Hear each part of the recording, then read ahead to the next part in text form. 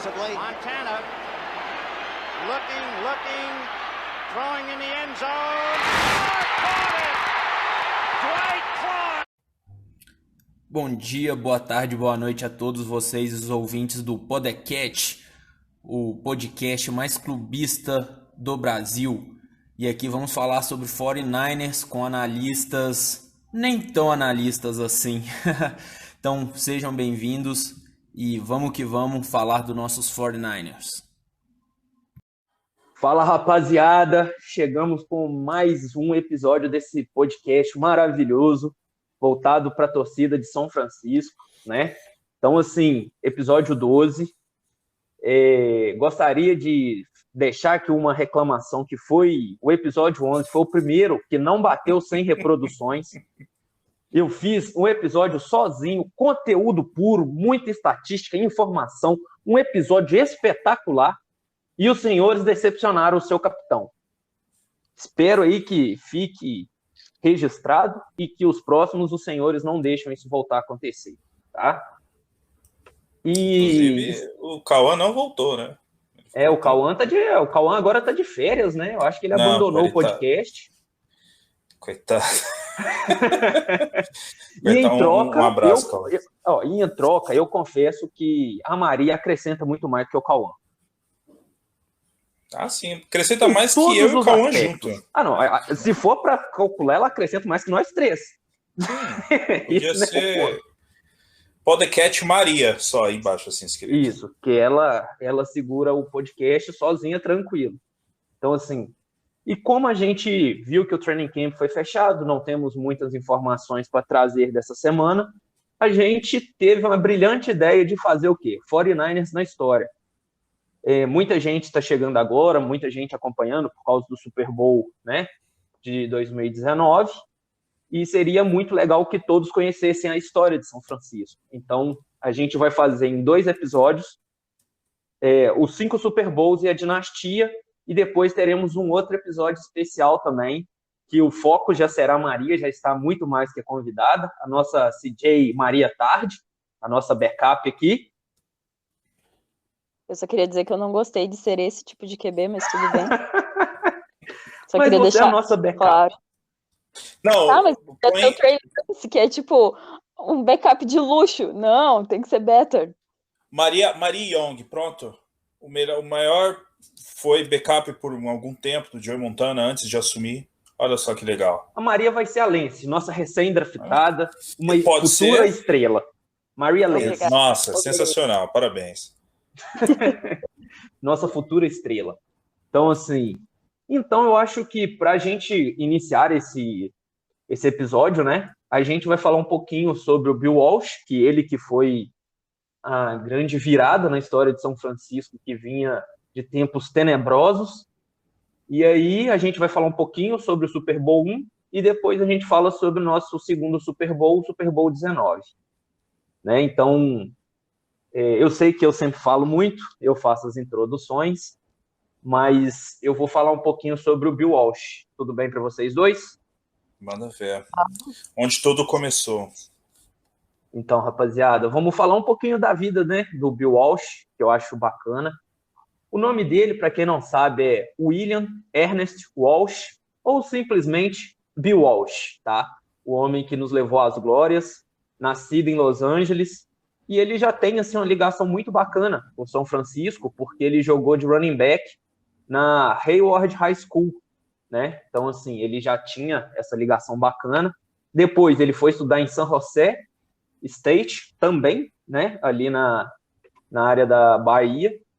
E ele nunca jogou na NFL profissionalmente, tá? Então, assim, esse é um breve resumo dele, porque, assim, não tem muita coisa a ser falada.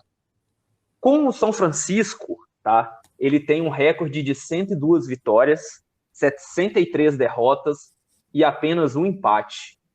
Ele venceu 10 jogos de 14 que ele disputou na pós-temporada, acumulou 3 títulos da NFC e 3 Super Bowls. O homem ficou invicto, o homem era brabo. Então, esse é um pouquinho do Bill Walsh. Então, assim, ele também foi o coach do ano em 81 e 84, assim, não coincidentemente no ano dos nossos títulos, né? E em 1993 ele foi alçado para o Hall da Fama da NFL. Tá? E assim, a carreira dele como head coach começou em Stanford em 77 e encerrou em 78. Agora começa a história dele com o São Francisco. Tá? Em 79, ele foi escolhido para ser o nosso head coach, depois de uma temporada horrível, que ficamos 2-14, né? Então ele entrou no lugar do Matt Cluck, se eu não estiver equivocado, mas eu não lembro o nome correto, mas acredito que seja esse mesmo. Ele entrou no lugar do Matt Cluck, assumiu, e a sua primeira temporada foi 2-14 também. Então, assim, não foi nada surpreendente, mas por essa campanha a gente teve boa escolha, tá? Nós não fomos primeira escolha, porque anos atrás a gente tinha feito uma troca pelo O.J. Simpson, aquele famoso. Bem idiota. Foi famoso. A gente deu 5 escolhas de draft pelo O.J. Ele jogou só uma temporada, lesionou o joelho, aposentou, e depois o extracampo vocês já conhecem, né? Então, assim, lá em 79, ele escolheu o Joe Montana, tá? Na terceira rodada, última escolha. E, assim, a temporada de 79 foi bem fraca, como eu falei, mas o time já era um pouquinho mais competitivo, tá? Ele fez algumas mudanças. E nesse draft também, vale informar que ele trouxe o Dwight Clark, o nosso lendário wide receiver, né, que empresta o seu logo e a sua recepção tão icônica para o nosso podcast. Fica o nosso agradecimento, tanto pela jogada, né, quanto pela inspiração por montar esse podcast, né? E uma história muito legal, que ele foi a escolha 249 do 10º round do draft. E Jefferson, sabe o que é uma coisa muito legal? Diga aí. O Bill Walsh, ele queria observar o Fuller, que era QB de Clemson. Aí o Dwight Clark era amigo do Fuller, os dois dividiam quarto. Ele que atendeu o telefone na ligação, e o Fuller pediu para o Dwight Clark correr as rotas no dia que o Bill Walsh fosse assistir ele. Olha aí, que da hora. Aí o Dwight Clark aceitou, o Dwight Clark aceitou, porque seria uma chance de ser assistido, e lá na 10ª rodada ele acabou sendo escolhido, cara. Olha que bacana. Que é outro efeito borboleta mais brutal ainda?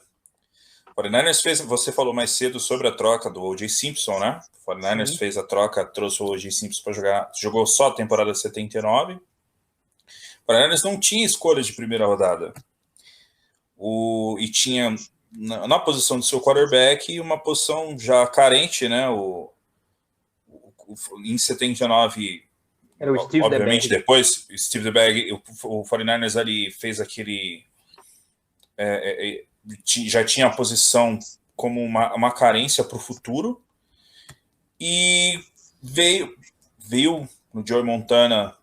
Na verdade, se o 49ers tivesse a escolha de primeira rodada, possivelmente nem o Joe Montana teria sido draftado. Essa é a questão. E também, você já falando sobre efeito borboleta, aí eu ia até citar isso. O que acontece? O técnico do Cowboys, o Staubach, já estava em final de carreira. Staubach estava em final de carreira. Isso, eles também já estavam procurando um QB no draft. Só que tinha um QB que era Panther, lá em Dallas. Eles preferiram ficar com esse cara e não draftaram o Joe Montana. E assim, o Joe Montana não tinha o perfil de QB. Ele era um cara franzino, ele era visto como um cara magrinho, mediano, né? loiro. Ele jogava por Notre Dame, que nem era um grande programa da época. Então, assim, olha só como que as coisas acontecem. Se eles tivessem, né, não apostado nesse cara, talvez Joe Montana tivesse sido ídolo do lixo do Cowboys. Se o 49ers não tivesse trazido essa troca estúpida pelo O.J. Simpson, não teria sido o Joe Montana o quarterback do 49ers. Exatamente. Provavelmente. Não seria, não seria, não. O Joe Montana, assim, que teve o seu primeiro... Ele teve por anos, ele teve o apelido de Comeback Kid, né? Já na universidade, no Colton Ball, ele teve um jogo espetacular, uma virada absurda, né? No final, que ele teve o passe para o time time de Notre Dame perdia aquele jogo no Cotton Bowl. Ele perdia por mais de 20 pontos. Ele conseguiu a virada, foi a primeira de muitas viradas que viriam na carreira dele, num passo para touchdown na última jogada e trouxe ali o título do Cotton Bowl para o time de Notre Dame. Mas mesmo assim ele não chamava a atenção, né, de muitos times, viam ele como um QB mediano, um cara que aquela velha tinha história. Um time muito bom, ele parecia o Mac Jones de hoje. Isso, exatamente. Olha aí, tá vendo? A galera que escuta de outras torcidas, se algum torcedor do Patriots tem esperança, mas nós não queríamos ele aqui. Enfim, ele era um cara que tinha um time muito bom ao redor dele, então não chamava muita atenção, né? E aí as coisas foram acontecendo. Vamos lá, pode prosseguir. Aí, em 1980, o nosso QB titular era o Steve DeBerg, e a gente teve até um bom começo. A gente começou 3 vitórias e 0 derrotas, só que uma derrota extremamente icônica fez com que o DeBerg caísse, que foi 59-14 para o lixo de Dallas. Eu odeio o Cowboys. Dallas Cowboys que eliminou o 49ers na década de 70 em 3 playoffs seguidos, né? Sim. Dallas Cowboys era o Nêmesis do 49ers. Era o Nêmesis do 49ers. Era um time que o 49ers, quando pegava nos playoffs, né, era o pato, vai. Era o time que pegou, o cara olhava assim, pô, chegou 49ers e Cowboys, já sabiam o resultado, né? Então a gente tomou muita sacolada do Cowboys aí. Acho que uma das primeiras rivalidades fora da divisão, né, que o 49ers teve. Depois também teve uma grande rivalidade com a maior, com certeza. Teve uma grande rivalidade também na década de 80 e 90 com o New York Giants, mas o Dallas Cowboys é de longe o rival fora da conferência mais pedra no sapato que o 49ers já teve. Então eu já vou usar aqui o que você falou de Comeback Kid e vou falar sobre o primeiro jogo mais marcante, tá, do Montana como titular depois da saída do DeBerg. Foi no 7 de dezembro contra New Orleans Saints. A gente estava perdendo de 35-7, tá? Montana foi para o intervalo e o homem voltou virado no giraia. Esquece. Foi 38-35 na prorrogação e foi naquele momento que ele bateu no peito e falou: esse time é meu e aqui quem vai resolver sou eu, né? E o Bill Walsh abriu aquele sorrisão. Ali o Bill Walsh ganhou a aposta dele, né? Que pegou o cara que ninguém queria, o Mac Jones da época, ninguém queria, todo mundo chamava de mediano, fraco. Ele não tinha aquele estereótipo de QB, que os caras eram muito grandes, fortes, imponentes. Ele era um cara mais magrinho, mais baixinho, que tinha essa facilidade para flutuar no pocket e tal. Então foram esses atributos que chamaram a atenção do Bill Walsh, né? E aí a gente ficou 6-10. E queria um cara para rodar o sistema dele, né? O DeBerg não que ele acreditava. Não era um cara que poderia rodar esse sistema. Ele viu no Montana um cara perfeito para rodar. Um cara que escala o pocket, um cara que tem boa precisão dos passes. Um cara inteligente, ágil. Ele tinha muita mobilidade.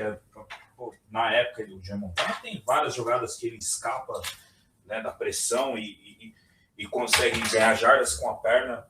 Até a própria jogada do The Cat mesmo, é essa mobilidade dele que faz com que aconteça. Mas essa parte da história vai ficar um pouco mais para frente. A gente não vai adentrar muito nela, não. E aí a gente finalizou a temporada com 6-10, né? E o melhor mesmo vinha para a temporada de 81. E agora eu vou convidar o meu parceiro Jefferson, que me abandonou semana passada, tinha muitos compromissos. Mas você abrilhanta esse podcast, traz muita informação. Nossa, então, que honra, hein? Eu vou passar para você aí, irmão. Segue aí. Vamos que foi lá. Esse 81 pra gente? 49ers do ano de 81, né? Veio a comissão técnica já veio mais ou menos com seu plano traçado, o que eles iam fazer para a temporada, o que precisava. Era um time que começou a mostrar ali flashes de um ataque promissor, né, que as coisas iam se encaixando.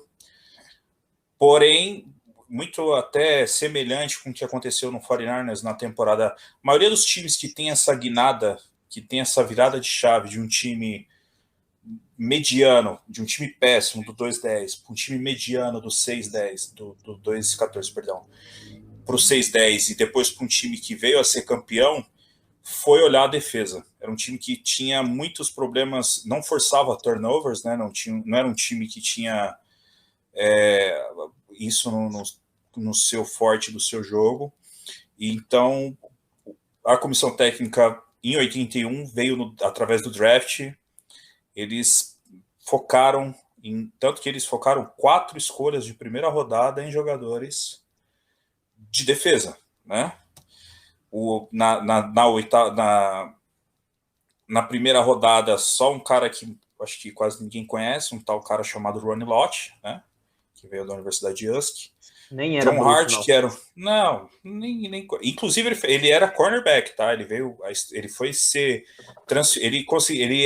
Ele foi pro bowler como cornerback, e em 85, quando ele virou strong safety, ele foi pro bowl de novo, né? E provavelmente, se dividir a carreira dele em 2, ele vira Hall da Fama nas 2, né?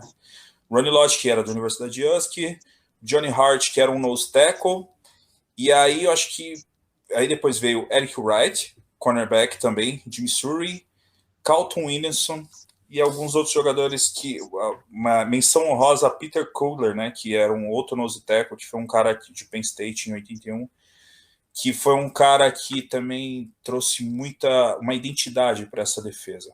O 49ers naquela época, eles tiveram o time com essa força ofensiva, né? Dwight Clark fez uma temporada muito boa, e Joe Montana, obviamente, focaram na defesa e vieram com uma estratégia já traçada, né? Mas o time ainda era um azarão, ninguém não era visto como um favorito por ninguém, né? Obviamente. Era o famoso tartaruga no poste também. Tartaruga no poste, ninguém via. O 49ers era um time que não tinha um título, não tinha passou desde a sua época que eu ia falar inauguração, né? Que foi criado até a década de 70, era um time que não tinha pouquíssima notoriedade, né? Na década de 70 que as coisas começaram a andar, e na vida do Bill Walsh que tudo aconteceu. E então na temporada de 81, o 49ers fez ali o seu reforço na defesa para trazer um time mais consistente. O 49ers naquela época iniciou a temporada contra o Detroit Lions, né, com uma derrota, e aí todo mundo foi um pouco mais do mesmo. As pessoas falam, pô, aconteceu de novo, nada demais. E aí teve em sequência jogo contra o Chicago Bears com um ataque fulminante. O ataque jogou muito bem, o time jogou, foi bem incisivo, parecia que as coisas iam andar. E aí, na rodada seguinte, uma derrota contra o Atlanta Falcons, né? E aí todo mundo assim, poxa, né? As coisas não mudaram tanto quanto se imaginava, né? Achavam que o time seria mais um time de meio de tabela, uns 6-10, as coisas começaram a melhorar, mas não é para tanto. Inclusive, até um adendo aqui para uma galera que não sabe, naquela época a NFC West era constituída por San Francisco 49ers, Los Angeles Rams, New Orleans Saints e Atlanta Falcons. Não tinha Arizona Cardinals, muito menos Seattle Seahawks, só veio muito tempo depois, né? Nem existia Seattle Seahawks na época. Não é uma provocação, galera do Seahawks que escuta, vai que, né? E aí as coisas... Nessa derrota para o Atlanta Falcons foi que teve a virada de chave, né? Que o time falou, eles se reuniram, viram que aquilo não podia continuar, né? As coisas tinham que mudar, e dali para frente as coisas começaram o time começou a ganhar forma, né? Vieram aí 2 vitórias seguidas contra o Washington e contra New Orleans Saints e o Washington. E aí, após isso, o 49ers fez uma troca A defesa, eles achavam que o time ainda precisava de um reforço na posição de edge, e veio com uma troca ali, acho que foi com o New Orleans Saints, se eu não me engano. Foi New Orleans, você me ajuda aí, Júnior. Você não vai saber essa parte, né? Fizeram uma troca. Fred Dean. O 49ers trocou uma escolha de segunda rodada para o San Diego. Não me lembro se era San Diego Chargers. Era San Diego Chargers. E viu uma escolha de segunda rodada para o Ed Fred Dean. E aí as coisas mudaram. O 49ers tinha uma secundária muito boa, né? Com os seus novatos, que a gente já tinha falado. O Ron Lott, o Ed Wright, que eram os caras que vieram via draft. E aí o teste mesmo, o 49ers estava com uma campanha 3-2, o teste veio contra quem? O Nemesis do 49ers, né? Dallas Cowboys. Sempre o Dallas. Foi o jogo, foi o jogo que o 49ers lavou a alma, né? Meteu um sonoro 45-14. Foi um jogo que o 49ers jogou e isso porque tirou o pé. Tirou o pé, jogou tirou o pé, porque bola, o terceiro defesa... quarto já deu uma seguradinha. O 49ers jogou muita bola e daí para frente vieram praticamente só vitórias. Teve ali uma derrota para o Cleveland Browns, né? Na 10ª rodada. 13ª rodada. E aí mais 3 vitórias para... 3 vitórias. Tô contando legal. Mais umas vitórias para fechar a temporada com um ótimo 13-3. 13-3 foi a primeira vez que o 49ers teve uma campanha positiva com esses números, né, de 13 vitórias. E veio como campeão da NFC West. E aí veio os playoffs. Jogar para fazer o seu primeiro jogo de playoffs contra um time que viria a ser um grande rival do 49ers no decorrer dos tempos, né? O time do Bill Parcells. Bill Parcells ainda não era head coach do New York Giants, ele era coordenador defensivo, e tinha um certo cara lá que era coordenador de linebackers, um cara que muita gente não conhece, um tal de Bill Belichick, né?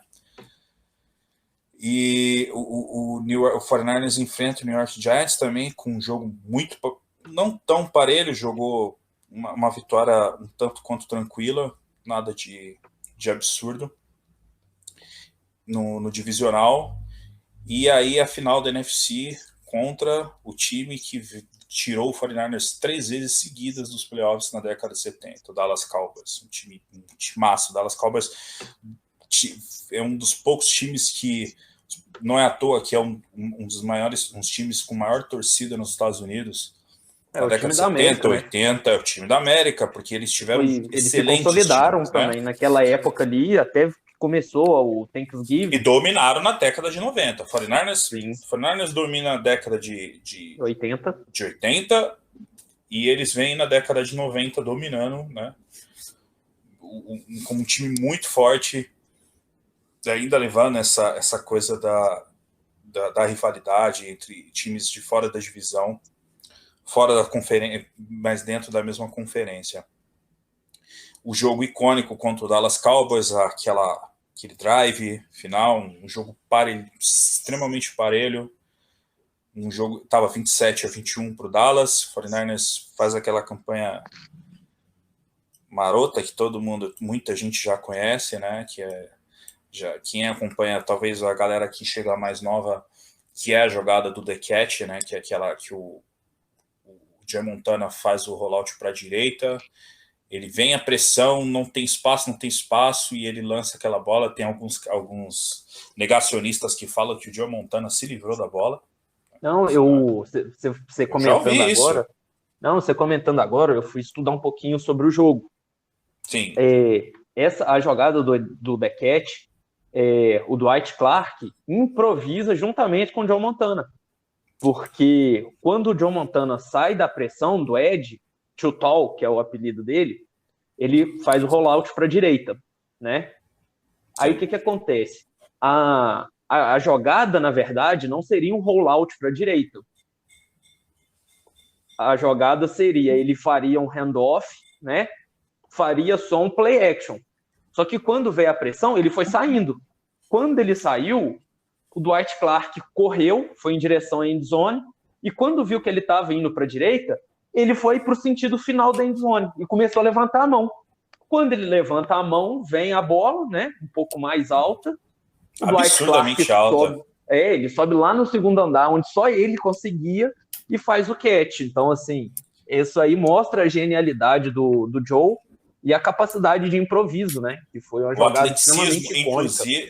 E atlética, muito atlética. Quem não conhece, eu acho que torcedor do 49ers, qualquer torcedor do 49ers, talvez o mais novo não conheça, é uma história muito bacana. E tem relatos dos jogadores da época que falam que nunca viram o Dwight Clark pegar uma bola naquela altura, naquela situação que foi. Então, as coisas aconteceram porque tinham que acontecer, né, daquela forma.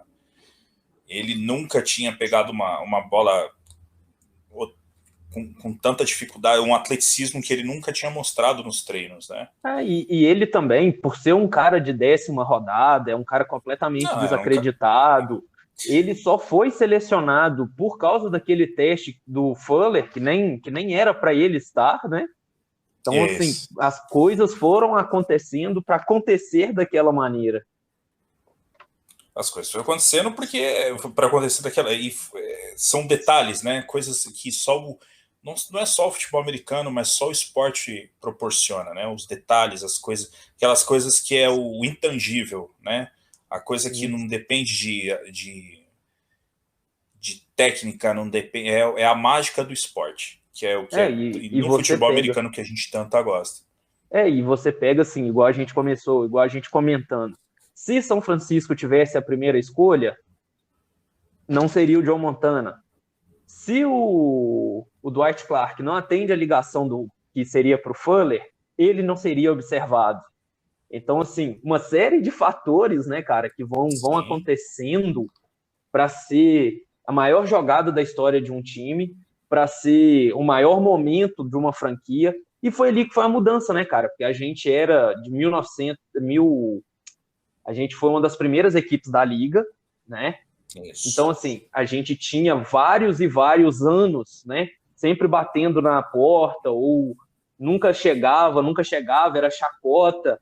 E naquele momento, com tudo aquilo que aconteceu, com toda aquela construção, dá certo, e a chave vira, e cria dinastia, e tudo dali para frente as coisas mudam, né, na história. Mudam totalmente. E tudo que vem depois, né, as coisas... toda a história que foi montada em cima disso, que o que une o esporte, une que a gente gostar tanto. E outra situação também interessante e o Dallas Cowboys ainda, terminando sobre o jogo, né, Dallas Cowboys teve a última posse de bola ainda. E quem apareceu foi a defesa, que cresceu muito em cima do time do Dallas para não deixar nem chegar em range de field goal. Um field goal ali levava a vitória para o Dallas, né? Então, o time ainda foi ali, a defesa mais uma vez mostrou uma força absurda que até então o time do 49ers nunca teve uma defesa muito... Apesar que daí para frente também foi rolo compressor. O 49ers teve quase 20 anos de defesa com o Bill Walsh como head coach. George Seifer, naquela época, a força da defesa do 49ers era secundária, né? Que era com o Ron Lott, Dwight Hitz, que foi um free safety absurdo, que o 49ers também, que, naquela temporada fez uma temporada absurda. Alguns números, só para você ter uma ideia. Carlton Williamson, que foi rookie, Eric Wright foi também rookie naquele ano, e Ronnie Lott também. Os 3 jogadores que vieram do draft iniciaram como titulares, né? Alguns números, só para você ter uma ideia. Ronnie Lott teve 7 interceptações e 2 fumbles recuperados. Eric Wright teve 3 interceptações e 2 fumbles recuperados. Carlton Williamson teve 4 interceptações e 2 fumbles recuperados. E o Dwight Hitz teve 9 interceptações e 4 fumbles recuperados. É muita coisa, cara. É 7, vou fazer uma continha rápida aqui, ó. 7, 10, 14 mais 9, 23. Sim. 23 interceptações e 10 fumbles recuperados. Isso só a secundária. Fora a linha de... O 49ers também foi atrás do veterano Jack Reynolds, que era um linebacker já em final de carreira, mas também que foi extremamente importante. Isso sem o Jerry Rice, né? Calma que isso vai ficar para o final, que eu vou falar uma situação interessante. Jack Reynolds, que era um linebacker já veterano. Kenna Turner, que um linebacker que era do draft de 79, né? Que também subiu muito, foi 4 vezes Pro Bowler. Enfim, um cara que teve muito impacto no time. E Dwayne Board era um edge que foi um dos remanescentes da gestão anterior, que era um time que foi aquele time desastre, né? Mas foi um dos caras... Seria o DeForest Buckner da época, vamos dizer assim. Demorou para desabrochar um pouco. Demorou para desabrochar, mas era um cara que foi muito bom. O 49ers teve uma mudança, o 49ers jogava no 4-3, quando o Bill Walsh e o Safefield vieram, eles mudaram para o 3-4, né? Que o 49ers jogou na época, em 2011, que hoje nem fala um pouco em base 4-3, 3-4, né? Não faz tanta diferença. Então a força desse time foi a defesa. E finalmente o Super Bowl, né? Contra o Cincinnati Bengals, que também era um time que era estreante em Super Bowls. O 49ers nesse jogo fez para dar emoção. O 49ers abriu 20-0. Nossa, tá tudo em casa, né? E quase deu uma Atlanta falconizada. Sim. Mas aí ele segurou as pontas ali no final e garantiu aí o primeiro título do time. E do azarão 49ers, que ninguém não esperavam nada, né, para esse time que conseguisse alguma coisa, né? Então foi algo foi bem bacana assim para o começo da dinastia. O 49ers fez a sua dinastia na década de 80, isso ninguém nega. Então ali foi o começo de tudo. Sim. E é o que eu comentei, né, cara? Você viu que a gente fez tudo que a gente fez e sem o Jerry Rice, né? Você vê como que o Montana já era diferenciado.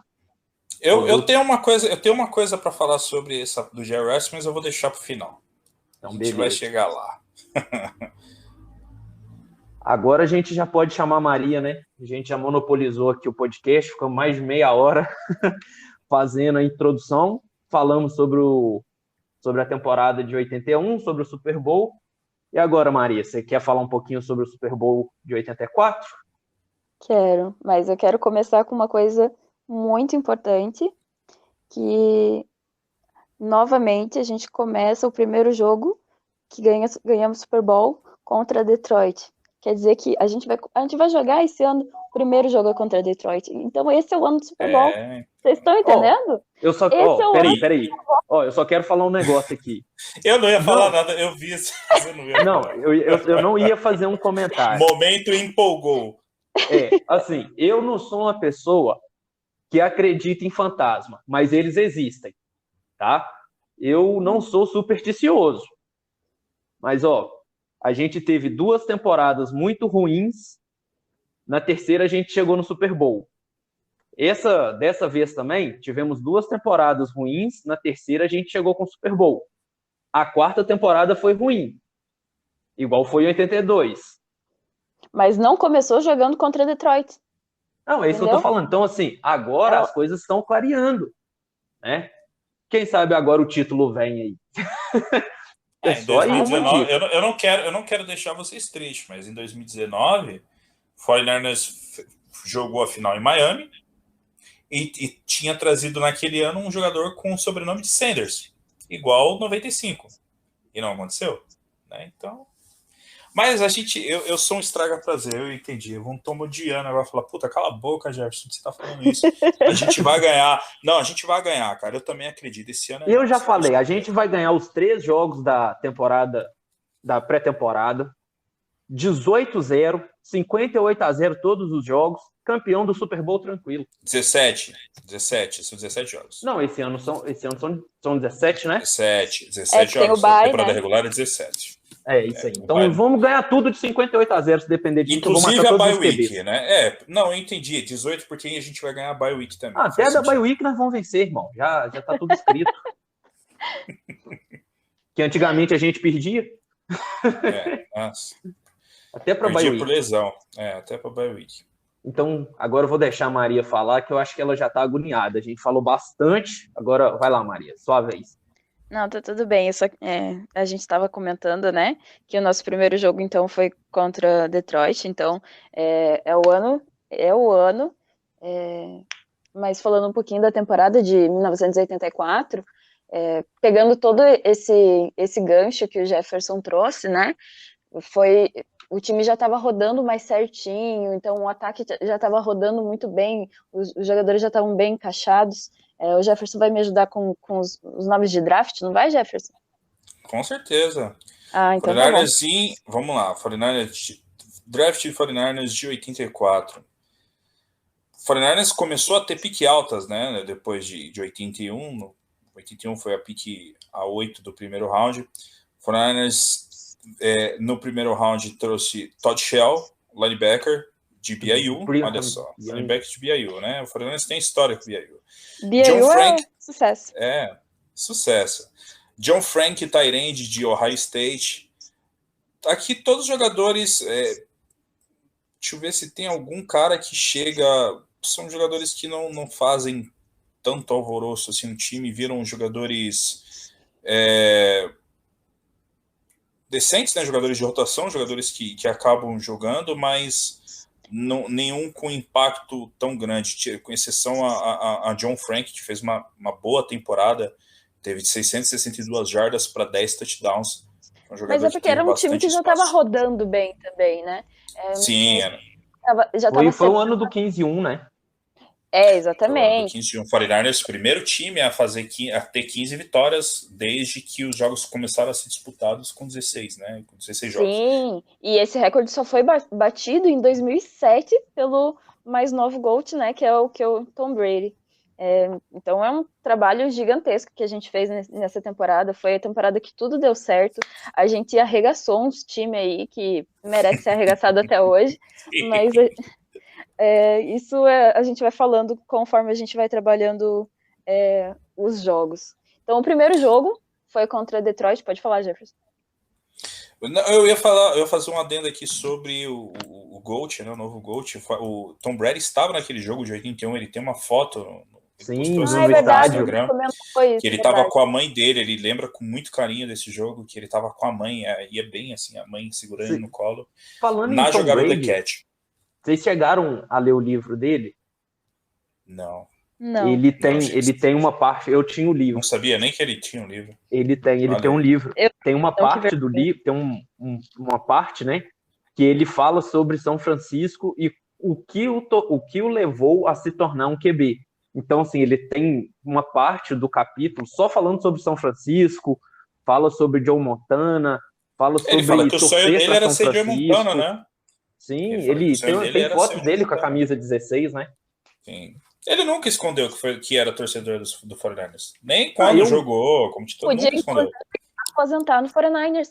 Eu já cansei de falar isso. Eu briguei lá no grupo, porque quando ele saiu do Patriots, eu falei, por mim, busca ele. Aí, ó, o homem ganhou um Mas o 49ers tentou, mas a gente já falou isso em outro podcast. A gente tentou quando ele era QB do Patriots. Quando ele saiu. Patriots. Quando ele saiu, eu falei, demite, dispensa Garoppolo e traz ele. O homem é bom. O homem é bom. Ele é bom. Agora vamos parar de interromper a Maria. Né? Deixa ela falar, pô, tadinha.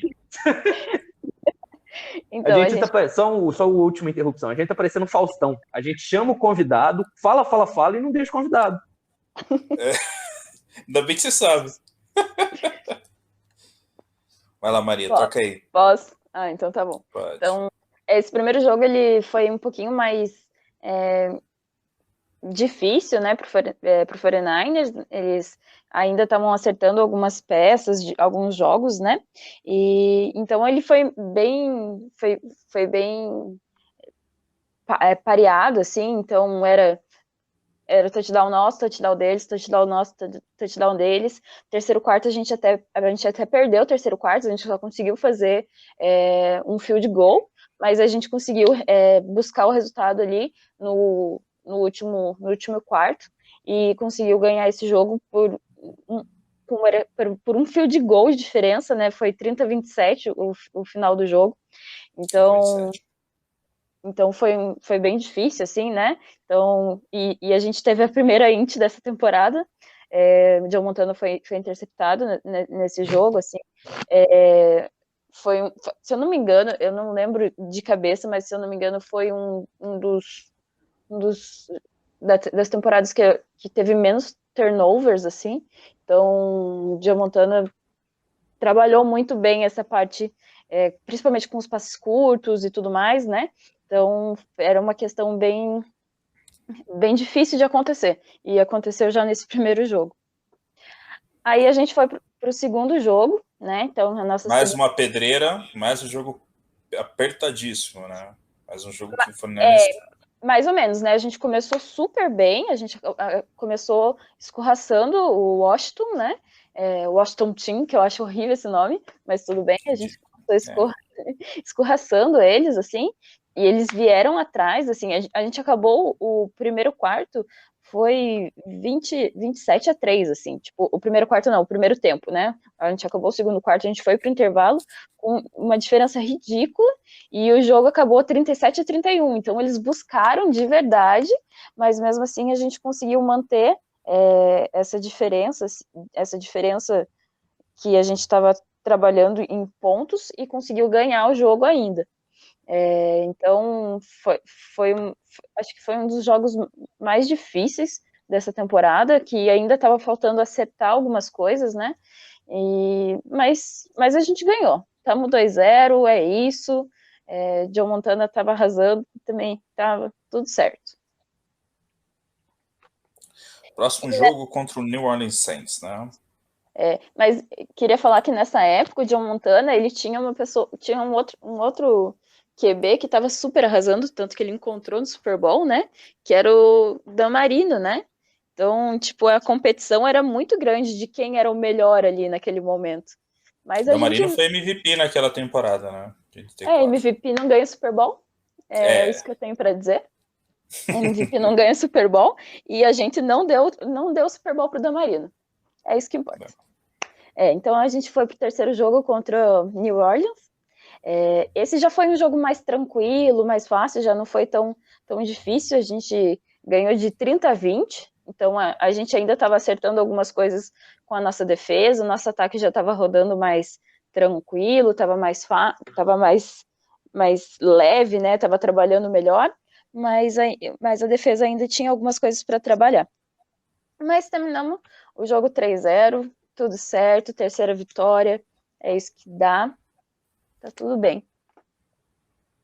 Quarto jogo foi contra a Filadélfia. E daí a gente teve a nossa primeira derrota. Foi um jogo que a gente começou ganhando, um jogo que parecia que estava tudo certo. A gente vinha numa crescente muito boa. Não, gente, não foi nossa primeira derrota. Nossa primeira derrota foi... Nossa primeira derrota foi na semana 7. Tá, então não foi... Pittsburgh. A gente ganhou na semana 6 do Giants, que a gente passou-lhe a rola. Banalização da pirocada. Não, esse a gente fez no Rams, mas a gente vai falar disso daqui a pouco. Então a gente ganhou, falei besteira, a gente ganhou do Filadélfia. Filadélfia que a gente sempre conseguiu ter algumas pontuações sempre boas em cima deles, né?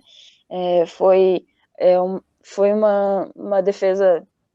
A defesa se acertou muito melhor, a gente ganhou meio escorraçado, assim, foi 21-9, dava para ganhar demais, e eles meio que seguraram, assim, tanto que colocaram os reserva, tava uma loucura aquele negócio lá, e mesmo assim a gente ganhou. Foi um jogo praticamente fácil, assim.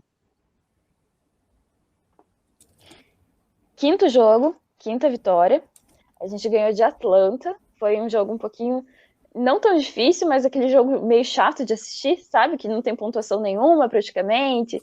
É aquele jogo que você olha assim, nossa, mas é só punch pra lá, punch pra cá, turnover pra cá, turnover pra lá e tudo mais. E mesmo assim, a gente ganhou. Foi um jogo.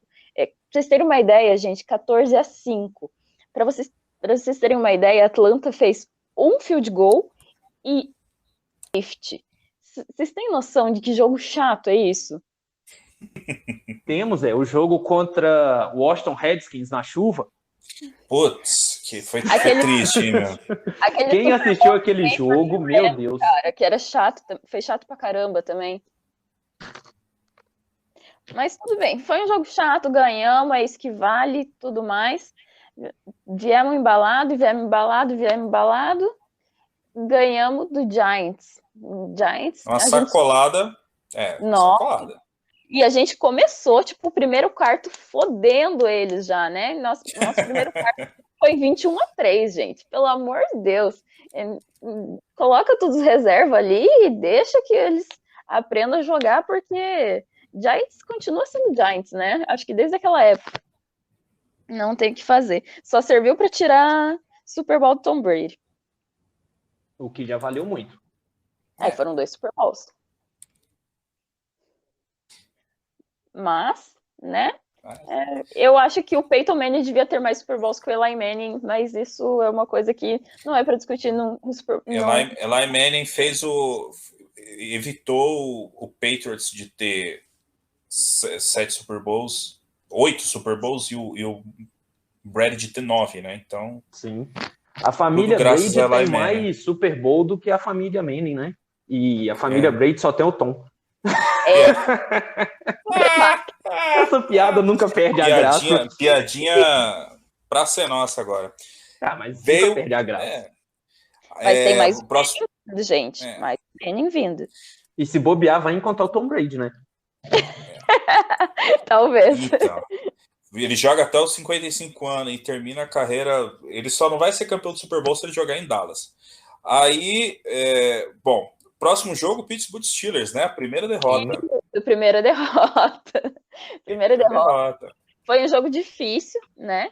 Então, aquele jogo... 49ers nunca assumiu a liderança no placar nesse jogo. Não, e teve chances para isso, não conseguiu converter, perdeu apertado. E foi em casa, né? Foi em casa. A derrota teve uma chamada questionável do Eric Wright, né, o cornerback do 49ers, que, segundo com a nova regra de interferência de passe na linha de gol, né, que decidiu o touchdown para os Steelers, o Bill Walsh ficou bem pistolaço nesse jogo, foi bem questionável essa chamada, mas, né, nem tudo é perfeito, a derrota veio ali. Só que isso serviu para o time vir putaço, né, com a faca nos dentes dali para frente, focadaço, para não deixar a peteca cair. Dali para frente foi só vitória, né? Sim, a gente acabou 15-1, né? Conta do Minnesota Vikings, por favor, Maria, na semana 15. Não, mas o melhor para mim ainda é o Rams. O melhor ainda é o Rams, calma. É porque eu sou torcedor do Timberwolves e eu tenho muitos amigos que torcem pro Vikings. Aí eles falaram sobre Vikings no último podcast e eu fiz uma musiquinha especial pro Vikings. Aí eu queria que você falasse um pouquinho desse, que eu vou pedir ele para ouvir depois. Tá bom, a gente fala. E daí eu dou um lugar especial para sua musiquinha. Tá, então daí o próximo jogo a gente veio para mais uma vitória, né?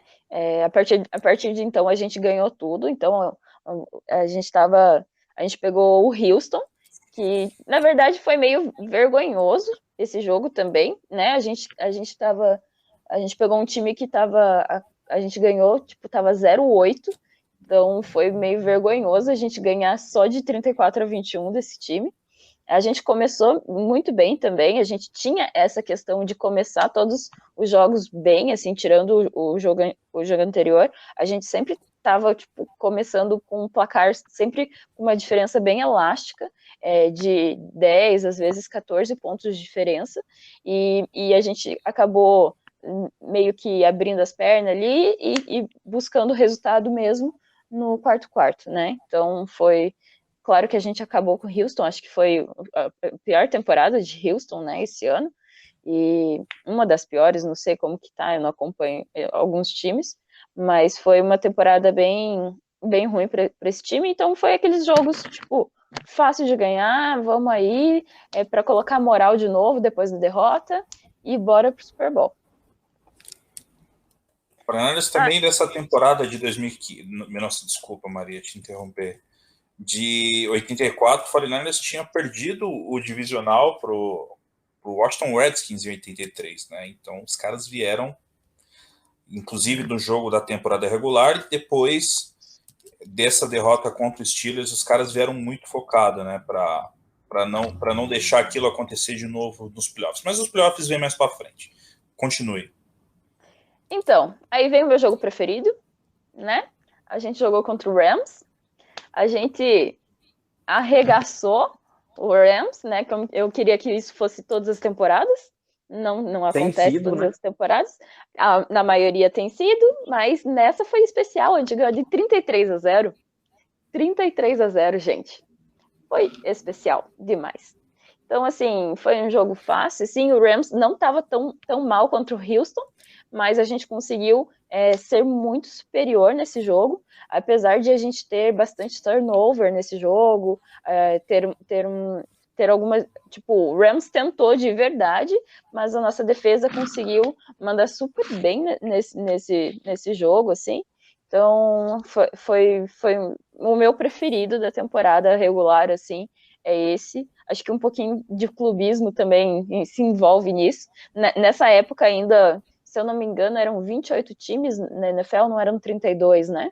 Eu não lembro quantos, mas não eram 32. Ainda não teve a expansão. Acho que, inclusive, nessa época, teve o time de uma cultura inútil, né? O Indianapolis Colts não se chama, era em Baltimore, né? Era Baltimore Colts. Eles se mudaram para Indiana, né? E aí viraram Indianapolis Colts. Foi um dos primeiros passes da expansão de times. Baltimore ficou sem um time da sua cidade, e posteriormente veio o Ravens, né? O Baltimore Ravens. Para mim, Indianápolis é referência de cidade que tem corrida. Então, para mim... Eu fico ouvindo o barulhinho, né, do 500 milhas de Indianápolis também. E é bem feio aquele símbolo Desculpa, torcedores do Colts, e por mais que eu tenha um pouquinho de carinho pelo DeForest Buckner jogar lá, mas nós vamos sentar o aço em vocês esse ano. Amém. Esse ano vocês podem preparar a bundinha, que o papai vai voltar. Beleza, próximo jogo, a gente começou a arregaçar todo mundo, né? A gente pegou mais um time que estava vindo mal, né? A gente pegou o Browns. Ele veio uma temporada, ele estava 2-8 na temporada, e a gente arregaçou o Browns, assim, a gente ganhou de 41-7. Não sei nem como que a gente conseguiu dar um TD para esse time, mas foi assim, de lavada. A gente trabalhou super bem, tanto ataque quanto defesa trabalharam super bem, e daí a gente já estava voando, o Super Bowl já era realidade, estava tudo certo, era isso que tinha que acontecer. O 49ers teve uma diferença, um número que o 49ers, depois da derrota contra os Steelers, os caras ficaram tão pistola. O 49ers teve uma diferença de pontos feitos para pontos tomados de 295 pontos realizados e recebidos 105 aí, uma diferença de... Me ajudem aí, gente, pelo amor de Deus. Muitos pontos. 190 pontos. 9h45 de uma quarta-feira, você querer que eu faça conta, você me complica, irmão. Vamos lá. Então, vamos fazer o seguinte. A gente já sabe, vamos dar uma pulada para os playoffs, que já vai ficar muito longo esse podcast. Mas a galera gosta, eles ficam putos quando a gente faz podcast curto. Faltam 4 jogos. 4 jogos. 4 jogos. A gente Olha já lá, Maria, segue. Siga. Tá, a gente ganha. Vou tentar ser mais rápido. A gente ganhou de Tampa. Não é uma realidade que a gente teria hoje, né, com o Tom Brady lá, mas na época a gente tem hoje. Então, a gente ganhou de 24-17 de Tampa. novamente não. Não, a gente foi jogar contra New Orleans, também ganhou arregaçando os times, né? A gente ganhou de 35-3, deixou eles fazerem ainda um field goal de mão beijada ali, de uns erros na defesa, e mesmo assim arregaçamos. Tô indo mais rápido agora porque o Jefferson tá com pressa. Eu não, Júnior. Não tô com pressa, é porque vai ficar muito grande. Os outros que lutem. Daí a gente pegou Atlanta. Atlanta a gente sofreu um pouquinho com a defesa, foi 35-17. Mas mesmo assim ganhamos fácil, estava tranquilo, a gente já estava classificado nessa época, a gente só queria já estava batendo, a gente só queria bater o recorde, na verdade, nessa época, né? Porque a gente já estava 13-1. Penúltimo jogo da temporada, a gente pegou Minnesota Vikings, pode cantar essa musiquinha. Eles pediram para falar sobre o Vikings, aí eu virei e cantei assim, lalaiá, lalaiá, lalaiá, lalaiá, lalaiá, lalaiá, lalaiá, lalaiá, lalaiá, lalaiá, lalaiá, lalaiá. O Vikings não tem Super Bowl. O Vikings não tem Super Bowl. Não acerta field goal e não tem Super Bowl. Não acerta field goal e não tem Super Bowl. Aí eles ficaram chateados. Entendi. Olha só, que triste. Eu gosto da camisa. Eu gosto muito da camisa do Vikings, eu acho bem bonita. Eu gosto do Vikings por causa do Marshall. Eu acho legal. Eu gosto das cores. Eu acho as cores. Quem assistiu How I Met Your Mother gosta do Vikings, porque o Marshall era um cara muito da hora. Mas só também, para por aí. Então, beleza, a gente arregaçou o Vikings, foi 51-7. Não preciso nem falar mais nada, né? O resto é história. E por último jogo, a gente pegou o Rams de novo. Mas daí a gente já estava meio que dando uma segurada, né? O último jogo, a gente já era líder da divisão e tudo mais, já tinha classificado tudo tranquilo. 19-16. Rams, freguês desde sempre, né? Não pode passar 30, 40 anos, Los Angeles, o Rams é freguês, não adianta. Muda para St. Louis, volta para Los Angeles. Pode mudar de nome, pode mudar a cor, pode fazer o que quiser. Pode mudar de freguês, não sei o que. A freguesia continua. Playoffs. Aí playoffs, primeira semana a gente não jogou, né? A gente estava tranquilão em casa, lá descansando, arrumando a casa. Fomos pegar o Giants de novo, gente. A gente pegou o Giants. A gente precisava bater neles mais uma vez nessa temporada, né? Acontece. A gente pegou o Giants, foi um jogo de 21-10. Foi um jogo bem tranquilo, na verdade, né? A gente jogou em casa, de boa, tudo tranquilo. A gente estava voando, Super Bowl já era... Todo mundo já estava falando Super Bowl, 49ers, tá tudo mais. Mas daí do outro lado estava vindo do Marino, né? Então a gente sabia que ia ser um jogão do caramba. Jogo do sexo, os dois maiores quarterbacks da época, né? Então... Sim, com certeza. A gente passou, né? Obviamente. Pegamos o Chicago. Uma vergonha o time de Chicago. A gente ganhou de 23-0, gente. 23-0. O Trubisky, que era o QB deles na época. Era o pai dele, né? Foi que nem o Chicago ano passado. Tipo, eu vim passear. O Chicago veio passear. O que ele foi fazer nos playoffs? Eu vim passear só, gente. Porque não tem outra definição. Eu ia fazer a piada do golfinho, né? Que vai, sobe, faz uma gracinha e desce, mas a gente faz isso no próximo jogo. Então a gente ganhou de Chicago, não tem nem o que falar. Foi ridículo. E daí a gente chegou no Super Bowl contra Miami. Aí foi tipo, era aquele momento que ficava aquela indecisão, né, de quem era o melhor time. O 49ers tinha feito o 15-1, que era o recorde de jogos por times, né, que foi batido só em 2007, como a gente já falou. Então, assim, Dan Marino, ele teve alguns problemas a mais dentro da divisão dele e tudo mais, mas mesmo assim ele foi MVP, ele estava trabalhando super bem. A gente sabe o nível de Dan Marino, até hoje ele é extremamente idolatrado pelos jogadores do Dolphins, né? Então ele estava trabalhando super bem e tudo mais. Foi um jogo mais difícil, assim, Mas mesmo assim a gente ganhou bem, né? A gente ganhou de 38-16, Super Bowl, mais um anel, bota tudo aí que é É nosso, tudo nosso. não tem para dar narina aqui não. Miami Dolphins fez uma campanha 14-2 aquele ano. Sim, Deu eles só perderam um jogo a mais 14-2. que a gente. Aí eles vieram divisional, deram um sacode no Seattle Seahawks. Seattle Seahawks era da AFC E naquela por mim época. continuaria Sim, foi 31-10, né? Foi 31-10 E que aí, eles ganharam. jogou contra o Pittsburgh Steelers, que foi a única derrota que o 49ers teve Sim, a gente na perdeu final deles, de conferência, e foi outra sacolada, 45-28. E aí no Super Bowl, né, cantou a música mais feliz. 49ers veio aí para o seu segundo título. 49ers poderia ter ganhado em 83, inclusive 82 teve a greve dos jogadores, no meio que não conta. 83 o 49ers fez uma excelente campanha e foi eliminado para o Washington Redskins na final da conferência, né, da NFC, para o Washington ir para o Super Bowl e tomar um sapeco do Oakland Raiders, né? Pelo amor de Deus, se fosse para fazer isso era melhor nem ter ido. Mas enfim, acontece.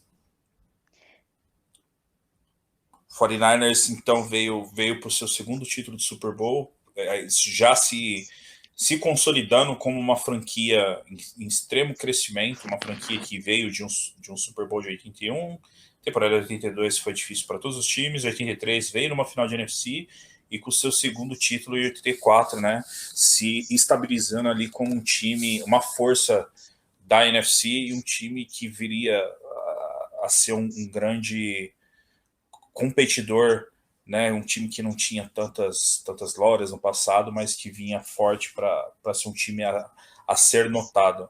Inclusive, algumas, como eu disse lá atrás, Seyfield em 81 foi coordenador de linha dos cornerbacks. Em 85 ele virou coordenador defensivo. O 49ers veio numa guinada, na década de 80, o 49ers teve por várias vezes as melhores defesas. Isso é um padrão, ou você tem um quarterback muito acima da média e uma defesa muito boa. O 49ers tinha 2, não é à toa, ganhou 4 títulos em 10 anos, né? Isso ainda sem o nosso Hall da Fama, que é o nosso melhor receiver, né? O GOAT, né? Sim. Agora, eu falei que ia deixar para o final, agora eu vou falar. Então fale. Essa semana agora, o momento pistolado agora. Essa semana foi aniversário de Joe Montana, né? Sim. Foi segunda ou terça-feira? Não sei. Foi aniversário de Joe Montana. E aí a liga... Foi semana passada, isso. E aí a NFL, a liga, né, os parabenizando, Joe Montana, e aí mostrando a foto do Tom Brady dizendo que queria ser o Joe Montana, né, que era o sonho dele.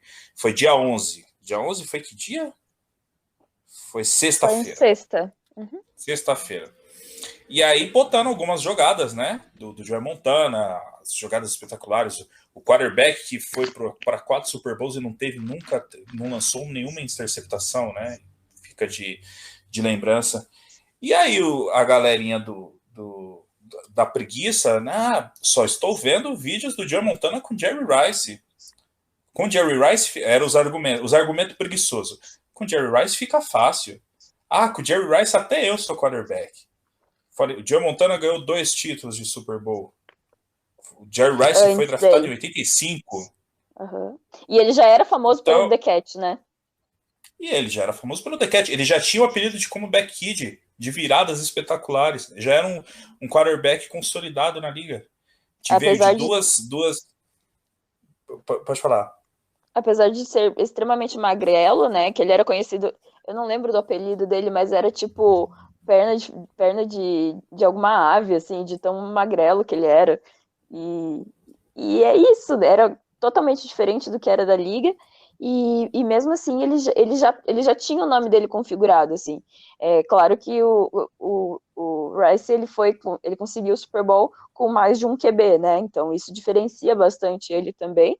Mas eu não consigo ver essas preguiças que você falou, assim. Pra mim, não existe. Preguiça. É a preguiça que nem comentário hoje em dia fala assim, com qualquer quarterback é fit para o sistema do Kyle Shanahan. Então vai, Bonitão, qual que é o sistema do Kyle Shanahan? O que o Kyle Shanahan roda? O cara é preguiça, o cara não tem argumento e tipo, tira a coisa da cabeça e fala... Enfim, que fica aí, que nem eu já falei várias vezes, fica aparecendo prepotência. Aí você fala, pô, Jefferson acha que sabe, mas não é, cara. Se eu vou falar de alguma coisa, eu busco pelo menos um mínimo de informação para não falar bobagem, entendeu? Aí é esses argumentos preguiçosos, a má vontade com o time. Não é porque a gente torce. Depois, eu já fui muito mais clubista do 49ers, de ficar brigando e falando. Hoje eu sou bem menos, hoje eu gosto mais do esporte, obviamente, por causa da paixão pelo 49ers, mas eu vejo outros times, eu consigo ter interesse em outros jogadores que eu tenho admiração por jogadores de outras equipes que eu acho legal. Mas assim, a vontade de ser hater, mas aí é questão de... Não é nem questão de brasileiro, isso é uma tendência na internet, todo mundo sabe tudo e todo mundo fala o que quer e a sua verdade. Calma, Jefferson. O cara aqui... Segura o coração. Eu falei que era... Eu tô tendo um infarto aqui, ó. Eu falei pra você que era momento pistolagem. A veia da testa já subiu. Calma. Tá estourando já. Eu falei, momento pistolagem. Não, fica tranquilo. Pode virar um quadro nos próximos podcasts. Momento pistolagem, cara. Vamos pensar nisso. Então, galera, muito obrigado por vocês terem acompanhado. A gente já cobriu os 2 primeiros Super Bowls, falamos sobre o Bill Walsh, falamos bastante, deu quase 1 hora já de podcast. Agradecer. É sempre, né? Eu que mais falo. A presença da Maria, que prontamente aí atendeu o nosso chamado, né? De última hora aí chegou e deu um show, como sempre. Valeu, Jefferson, hoje você pôde, estava mais tranquilo. Só tenho a agradecer a vocês. E aí, pedir para o pessoal, né? Esperar para a semana que vem a parte 2, teremos novos convidados, tá? Fica aí já o convite para a semana que vem, para as próximas também, que já vai ter muita coisa legal ainda. E é isso. Sigam aí as redes sociais, vocês já sabem, Podcast 49ers no Instagram, a gente está sempre batendo papo com todo mundo. Podcast no Twitter, a página do Facebook, Podcast 49ers, grupo São Francisco 49ers Brasil lá no Facebook. E é isso. Aguardamos vocês nos próximos. É isso aí. Forte abraço, galera. Muito obrigado aí para todo mundo. Até a próxima.